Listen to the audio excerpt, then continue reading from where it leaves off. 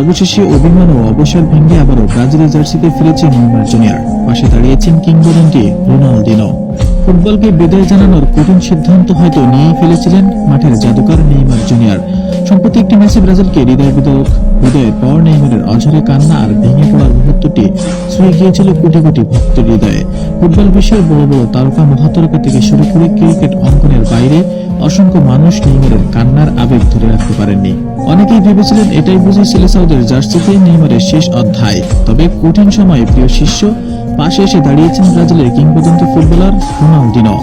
এক বিশেষ ভিডিও বার্তায় সাম্বা ফুটবলের এই সাবেক মহাতারকা নেইমারের উদ্দেশ্য করে সরাসরি বলেছিলেন, এখন কোনো অবসরের সময় নয়, নিজেকে প্রস্তুত করো 2030 বিশ্বকাপের জন্য।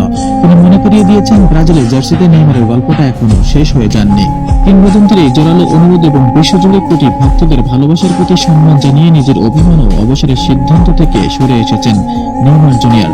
সব জল্পনা কল্পনার অবসান ঘটিয়ে আবারও জাতীয় দলে ফেরার চূড়ান্ত সিদ্ধান্ত নিয়েছেন এই পোস্টার বয়। নেইমারের এই রাজকীয় প্রত্যাবর্তন ফুটবল বিশ্বের নতুন আশার আলো সঞ্চয় করেছে। ফুটবল প্রেমিকরা আবারও অধীর আগ্রহের অপেক্ষা করছে মাঠের জাদুকরকে ব্রাজিলের হলুদ জার্সিতে চেনা ছন্দে দেখার জন্য। জাতীয় দলের নিজের রাজকীয় প্রত্যাবর্তন নিশ্চিত করে নেইমার বলেন, আবেগের মুহূর্তে বিদায়ের কথা ভাবলেও এই সেলেসাও জার্সি আর কোটি কোটি ভক্তের ভালোবাসাকে আমি এত সহজেই দূরে ঠেলে দিতে পারি না।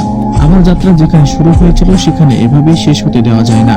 দেশের জন্য এই হলুদ জার্সির মর্যাদার জন্য আমি আবারও মাঠে ফিরছি।